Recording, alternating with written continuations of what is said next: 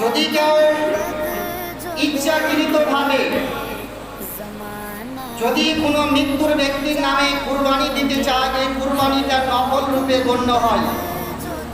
কেউ যদি চায় আমি মৃত্যু ব্যক্তির নামে, আমার বাবা মারা গেছে, আমার মা মারা গেছে বা দাদা দাদু মারা গেছে, তাদের অংশ আমরা খাচ্ছি, তো আমি তার মৃত্যু ব্যক্তির নামে কুরবানি দিব। কিন্তু আপনাকে ভাবতে হবে যে আপনি যদি মালিকের নিসাব হয়ে থাকেন, তাহলে প্রথমত আপনার তরফ থেকে আপনাকে আগে কুরবানি দিতে হবে। অতিরিক্ত আপনি আর একটা ভাগা হোক বা ছাগল বা খাসি বা ভেড়া হোক, ওই মৃত্যু ব্যক্তির নামে আপনি পরবর্তীতে আর একটা দিতে পারেন।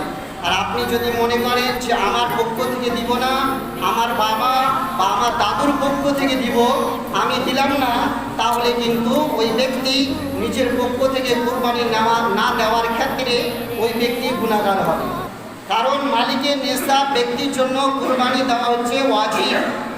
আর শরীয়তের সংবিধান হলো ওয়াজিবকে কোনো ব্যক্তি কেউ যদি পরিত্যাগ করে, এর জন্য গুনাহ হবে। তাহলে শরীয়তের দৃষ্টান্তে মৃত্যু ব্যক্তির জন্য কুরবানি দেওয়া জায়েজ। তবে মালিকের নিসাব ব্যক্তি যদি হয়, তাহলে নিজের পক্ষ থেকে দেওয়ার পরে ওই ব্যক্তির নামে দ্বিতীয় কুরবানি দিতে পারে।